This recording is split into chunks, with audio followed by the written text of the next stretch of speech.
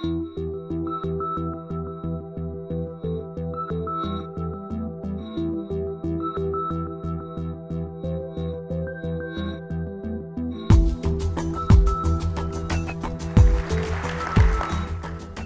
what I've seen, in most high school students' minds, learning starts at 7:45 a.m. and ends at 3 p.m. Then life begins. Learning and life are so separate, in fact, that a recent study found that only 23% of high school students very much believe that school helps them solve real-world problems. 23%. This is appalling. Right now, we tell high school students that there is this huge, beautiful, complex world out there. We teach them the physics of how it works. We ask them to consider universal truths that span humanity. We introduce them to histories of various people and places. And we ask them to learn to communicate in other languages. And we do this all from within the confines of a concrete building. We try to teach students about the world by isolating them from it. We can do better. Learning in life should be indistinguishable. Students should have the sense that they can learn from everything, that each experience they have can legitimately teach them, and that the world, and not one single building, is their school. Imagine a school that creates this for students. Imagine learning poetry by shouting it over an ocean, studying the civil rights movement while traveling from Birmingham to Selma to Montgomery, exploring geology and tectonic movement while standing on top of a mountain you just climbed. And imagine doing this with a group of students from around the country whose backgrounds speak to the diversity that exists within this country. This is exactly the school we're creating. A school that makes the nation its classroom. A school that travels the country and engages the people we meet and the places that we visit to learn about history, literature, science, language. A school that asks its students to consider what it means to be a citizen of a family, of a region, of a country, of the world.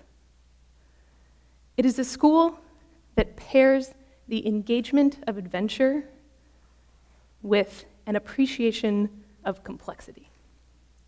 Let me explain that a little bit. Think about a time when you were so absorbed in something, so totally engaged in the adventure of what you were doing, that everything else just faded away.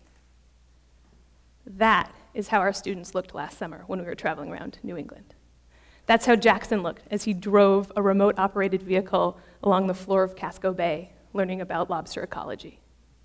It's how Amber looked when, a day after leaving her home in the Bronx, she was on a farm and stepped in a pile of cow manure. She first jumped back in horror, but then she said with this grin spreading across her face, "I've never done that before." This is what our students looked like when adventure engaged them. But the engagement of adventure by itself is not enough. It's not. By itself, it can teach students to romanticize or flatten the things they encounter. This engagement must be paired with something. It must be used for something. It must be used to ask deeper questions, to seek nuance, and to quest for complexity.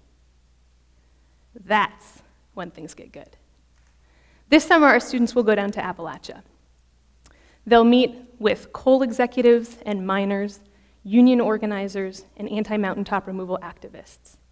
And they'll begin to determine how to recognize and reconcile the different perspectives and beliefs they encounter. And they'll begin to determine how to create their own systems of belief. There was a time last summer when our students were sitting around a table.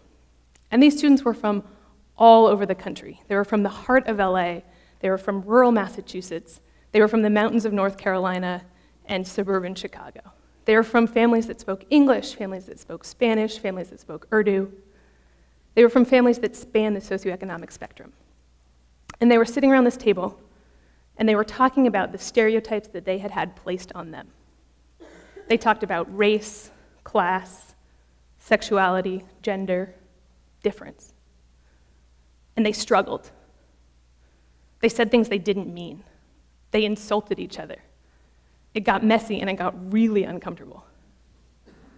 But they began to learn how to articulate what they thought. They found ways to speak with grace. And because of the adventure they'd been on together, because of the respect they had developed for one another, they stayed at the table. And they wanted to keep talking. When learning and life are indistinguishable, and when adventure and complexity are inherent in the experience, students cannot objectify what they learn because it is a part of them. They become accountable to the people they meet, the places they visit, the events they experience, and the conclusions they reach. And in doing so, and after doing so, they cannot close the book and turn away. Thank you.